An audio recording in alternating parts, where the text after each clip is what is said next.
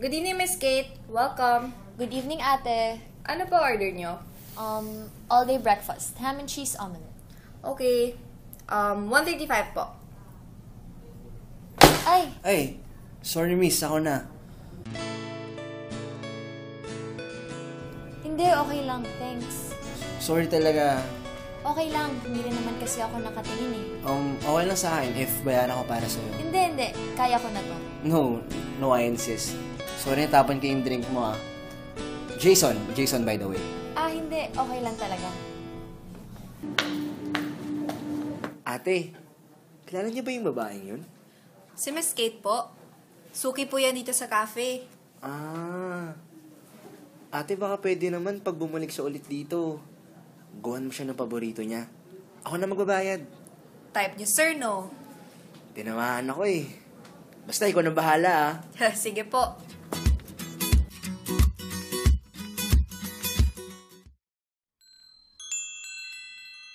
Good morning, Miss Kate. May nagpapabigay po. Hi! Sino? Siya po. Hi. Para sa'yo. Pambawi ko lang sa nangyari nung isang araw. Ano ka ba? I told you it was okay. Hindi mo naman kailangan gawin to. Sungkit naman ito. Anyway, kumain ka na ba? Hindi pa. Sa bahay na lang. I only live a few blocks away. Treat ko. Tara. Um, Please. Sige na nga.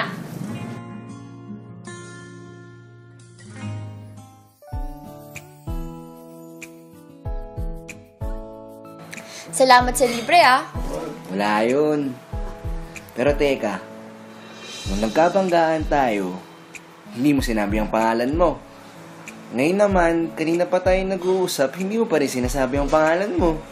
Imposible namang hindi mo pa alam kung anong pangalan ko, di ba? I swear, hindi talaga. Mamatay? Uy, grabe naman siya, oh. Hindi, biro lang. Pero di nga. Gusto ko lang na ikaw mismo ang magsasabi. Kate. Kate, uy. Kate, uy. Jason Lopez. Estudyante ka pa ba? Oo. Diyan sa malapit ng university. Ako din. Ano course mo?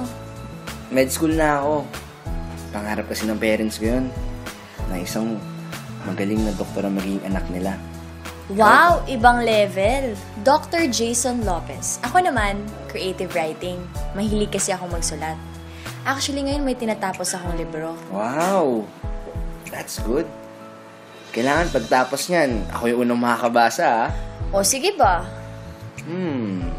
Doctor at writer? Pwede! Ganon? Agad-agad? Anyway, mag-isa ka lang ba dito? Oo eh. My parents died in a car accident 2 years ago. I'm sorry to hear that. That's why I'm doing this all for them. Proud na siguro sila sa'yo ngayon. Ngayon, siguro dahil may inspirasyon na ako ngayon. Ha? Sino? Ikaw.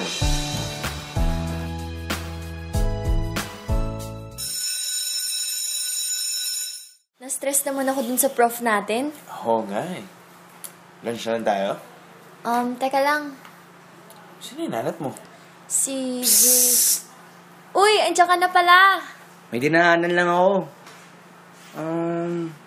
I did not know, may kasama ka pala. Ay, sorry. Teka, Jason, si Chris pala. Best friend ko. Chris, si Jason. Best friend mo? Okay, Jason pare. Eh, Chris. Simula high school, bro, best friend ko na siya. Boyfriend mo? Hindi pa. Hindi pa. Pare, nanliligaw pa lang ako. Ay, sorry. It's none of my business, I know. Sige. Kate, na ako. May lakad pa ata kayo. Sige Chris, ingat ka. Sige pare. Sige. Nice meeting you pare. Sige. Tara, kain na tayo? Hindi na. May pupuntahan pa ako eh. Ito, para sa'yo. Ha? Huy! Bye! Special croissant? Ano to? Punta ka sa kung saan tayo unang nagkakilala. Sa cafe?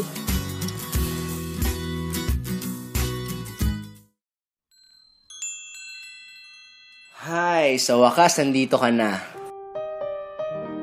Ala, anong meron? Relax. I just want you to know how special you are. Kinakabahan naman ako sa'yo. Hindi pa nga ako nakapag-ayos oh. Okay lang. Ikaw pa rin ang pinakamagandang babae para sa akin. Talaga? Oo naman. Now, I want you to listen. Jason, tumayo ka nga dyan. Nakakahiya. Ang daming tao. When I first laid my eyes on you, exactly 5 months ago today, alam ko na that you were the one. Sa bawat araw na nakikita kita, nararamdaman ko ang halaga ko. Hayaan mong ako naman ang magpapakita sa'yo ng halaga mo. At ngayong graduate na ako sa med school, at sisimulan ko na ang journey ko sa pagiging doktor, gusto ko kasama kita. Kate, will you please be my girlfriend? Makakahindi pa ba ako? Siyempre, yes! Yes! Yes! Yes! Yes! Girlfriend ko na si Kate! Yes!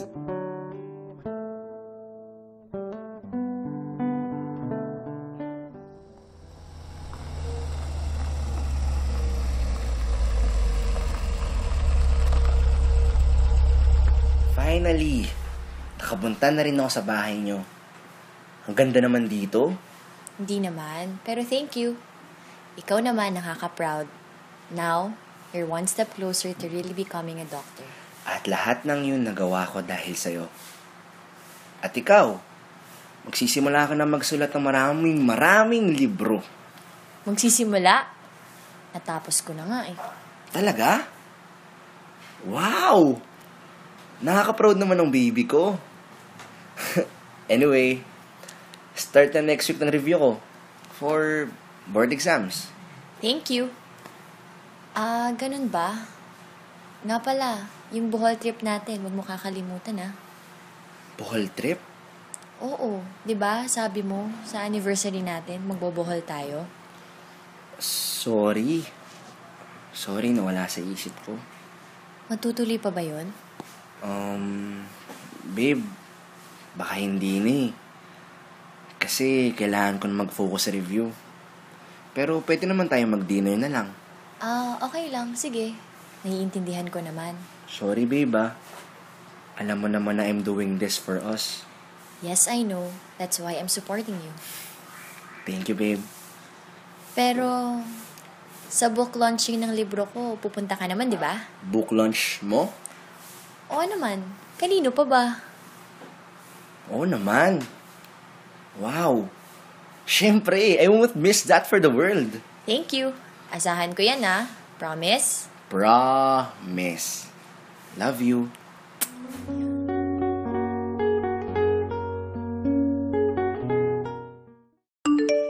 What can I expect? Siyempre, hindi na naman niya ako masusundo. Makaalis na nga dito. Maiingit lang ako sa mga nagde-date dito sa cafe. At sa mga taong laging kasama ang mga jowa nila. Sorry naman, doktor yung boyfriend ko.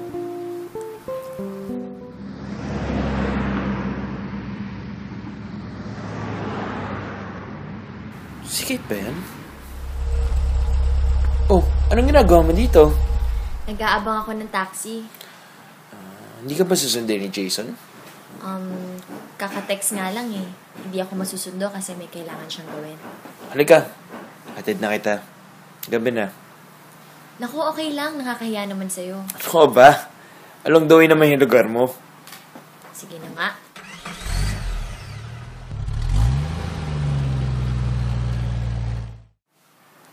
Salamat, Chris ah. Sus, walang problema. Kung may kailangan ka, please, sabihin mo lang sa akin, okay? Sige. Ingat ka. Ay, wait lang. May ibibigay ako sa'yo. Wow! Book launching? Punta ka ah. Asahan ko yan. Siyempre, hindi ka naman papalagpasin to, no? Salamat. Ingat ka ah. Bye!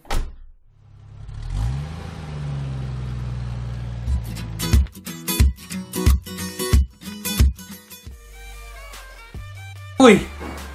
Saya-saya ng music, tas nakasimangot ka. Anong problema mo? Wala pa si Jason. Magsisimula na yung program. Darating yun. Ayun na, magsisimula na ata. Sige na. Go, Kate! Sorry pero hindi ako magaling sa ganito. Kaya, thank you all for coming tonight. Salamat sa suporta nyo. See you all later sa book signing. Enjoy the rest of the night. Uy, saan ka pupunta? Kate! Hindi siya dumating. Baka naman na traffic? O baka nasa meeting pa? Lagi na lang nasa meeting. Lagi na lang may presentation. Sabi naman niya, darating siya, di ba? Darating yun. Paano kung hindi? Ayoko nang umasa. Palagi naman yung sinasabing pupunta siya, pero hindi naman. Mega naman neto. Tigilan mo nga yan. Kung nasa may mga luha mo, ang dami naghihintay sa'yo sa loob. Mga taong sumusuporta sa'yo. Saka mo naisipin yan pagkatas nito. Halika na. Ang pangit ko na. Oh, buti alam mo. Oh, eto, panyo. Wow, salamat ah.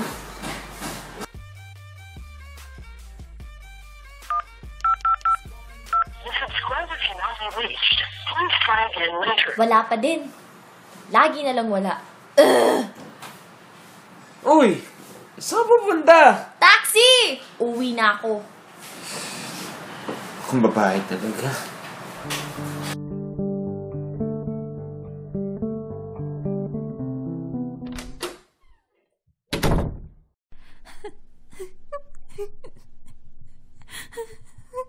Buti pa si Chris, laging nandyan.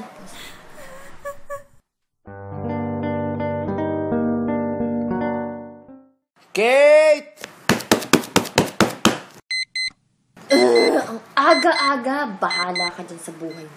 Kate, please, buksan mo lang yung pinto! Fine.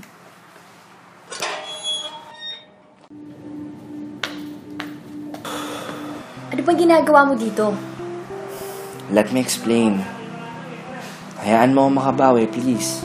Makabawi? Paano? Kailan? Just give me a chance. Alam ko ang dami ko ng pagkukulang and I want to make up for it. Hindi ko kailangan ng bawi mo. I just want my boyfriend back because for the past weeks, I felt like I've lost you. Kasi ang nakikita mo lang ay yung paparating na board, pagiging doktor, pangarap natin. Nasaan na yung tayo doon? Alam mo yung pakiramdam na tinaas ka pagkatapos iniwan ka lang sa ere? Lahat ng ginagawa ko, Kate, para sa atin. Oo, alam ko. Lagi mo yung sinasabi. Pero hindi mo ba nakikita kung ano na ang nangyari sa atin? The more you think about tomorrow, nasisira mo kung ano yung tayo ngayon. Inintindi kita. Lahat ng kabisihan mo tinanggap ko. Pati yung mga plano natin, hindi na natutuloy. Even yung simpleng pagdalo lang sa unang book launching ng libro ko, hindi mo pa nagawa. Ano pang kaya mong gawin? Mahal kita, pero minsan nakakapagod nang intindihin ka. Kate, I'm sorry. You made me feel as if I was invisible. Minsan naiisip ko kung kailangan mo pa ba ako? Simple lang naman ang gusto ko. Ang bumalik tayo sa kung ano tayo noon. I'm sorry, Jason. Please. Bigyan mo muna ako ng oras huminga. Hindi ako aalis dito, Kate. Dito lang ako. Maghihintay ako.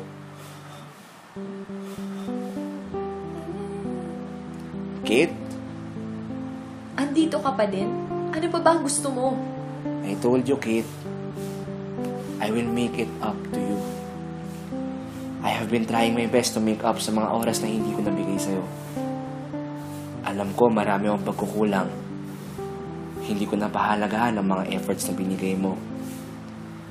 Masyado akong nag-focus sa ibang bagay. Kaya ito, Kate. Gagawin ko ang lahat para bumalik tayo sa dati. Hindi na tayo tulad ng dati, Jason. Kaya nga, Kate, hayaan mo kung mabalik ang lahat sa kung ano ito noon. Please, Kate. All I need is a chance. Mahal kita, pero Pero ano? ang daming nangyayari ngayon. Ang daming tumatakbo sa isip ko. Kaya please, hayaan mo muna ako. Hindi kita susukuan. Okay, Kate? Because from the moment I laid my eyes on you, I saw everything. I'm not going to let anyone or anything take you away from me. Kung kailangan kitang ligawan araw-araw, Kate, gagawin ko. You are my life. And my life has been about you. If I got lost along the way, I always got my way back because I love you. And that love keeps me going, Kate. I'm sorry, Jason. Please, hayaan mo muna ako. Umalis ka na.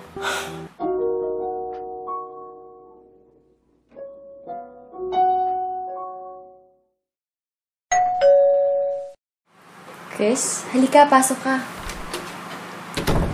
Pasensya ka na. Ito lang naluto ko. Hindi ko kasi alam na pupunta ka dito sa bahay. Okay lang. Kate, what's wrong? Alam mo naman, di kita kaya nakikita ng ganyan. Ewan ko ba?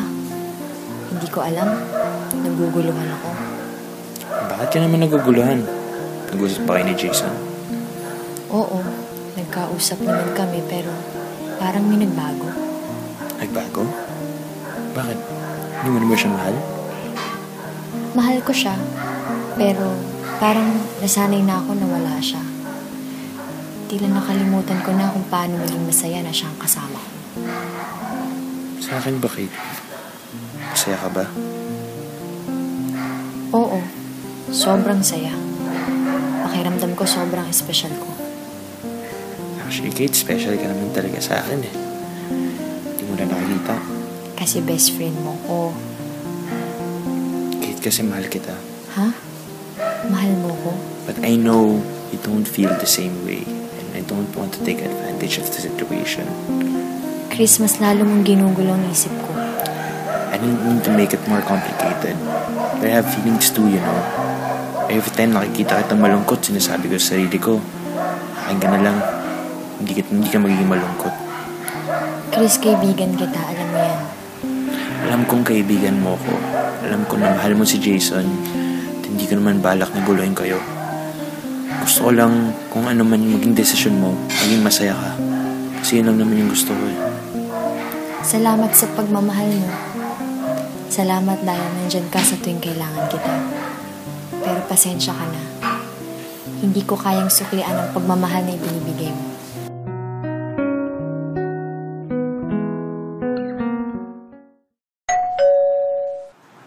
Kate? Kate, halika, pasok ka. Pasensya ka na. Hindi ako nakapagsabi na pupunta ako. Hindi ko na kasi kaya na ganito tayo. Ako rin. Walang oras. Walang araw na hindi kita naiisip. Naiisip ko nga kung naaalala mo pa kaya ako? Hindi ka nawala sa isip ko. Bawat tibok ng puso ko, ikaw ang sinisigaw. Pero Jason, may kailangan akong sabihin sa'yo. Ano yun, Kate? Noong mga panahong wala ka, andun si Chris para damayan ako. Nung hindi mo ko sinipot sa book launching ko, siya yung nandun para ipagsigawan ako sa buong mundo. Noong mga panahon na hindi ko naramdaman na may mahalaga ako sa'yo, andun siya para sa akin. Naramdaman ko naman na may halaga ako. But please don't get me wrong. Walang nangyari sa amin. Oh, ano meron? Best friend mo naman si Chris, diba? Best friend mo lang naman, diba? Oo. At hanggang dun lang yun. Pero inamin niya sa akin na mahal niya ako. Eh, hindi mo naman siya mahal eh. Haaminin ko sa'yo. Medyo naguluhan ako. Pero Naguluhan ka? Ibig sabihin lang nun, mahal mo din siya. no, hindi ganun. Siguro, ng mga oras na yun, kinailangan ko lang talaga ng taong makakaintindi sa akin other than you. At alam mo naman na best friend ko siya, hindi pa kita nakikilala. Magkaibigan na kami. Pero nung inamin niya sa akin, naging malinaw ang lahat. kinain ako ng sama ng loob. Patawarin mo ako. Jason, kaya ako nandito ngayon kasi inaamin kong mali ako. At nandito ako kasi ikaw yung pipiliin ko kahit anong mangyari. Parating sinasabi sa akin ng mga tao na find happiness in other things. But to tell you honestly, you taught me how to look at things differently. At sa totoo lang, you are and you will always be my happiness. I'm sorry, babe. I'm sorry, babe, sa lahat ng pagkukulang ko. I'm sorry if hindi ko naparamdam sa'yo na special ka.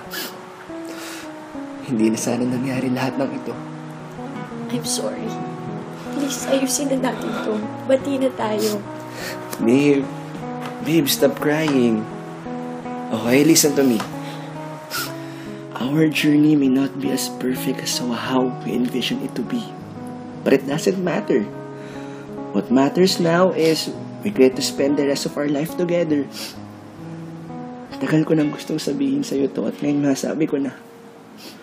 Noong una akong nangarap, nakita ko ang hirap na aking mararanasan. Nakita ko na hindi magiging madali. Pero alam ko kung paano ang nakita ko.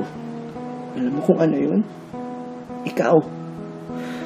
Nakita kita sa mga bawat at sa darating pang unos.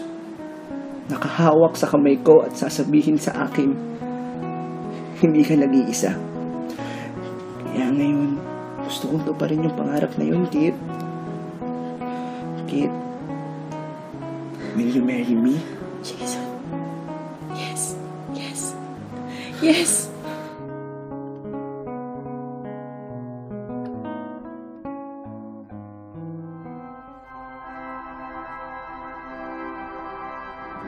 Sa bawat araw, nagigising ako. Isa lang ang nasa isip ko. Ikaw. Sa bawat araw na magtatrabaho ako, isa lang ang nasa isip ko. Tayo. Hindi naging madali ang lahat, pero hindi tayo sumuko. Ang daming beses kitang pinaiyak, pero hindi ka sumuko. Nakita ko ang buhay ko na kasama ka. Nakita ko ang buhay na hindi perpekto, pero masaya. Ikaw ang buhay ko. Ikaw ang tunay na kahulugan ng salitang pagmamahal. Sa darating na umaga at matatapos na gabi, mamahalin kita ng higit pa sa buhay ko. Mahal na mahal kita. Mahal na mahal kita.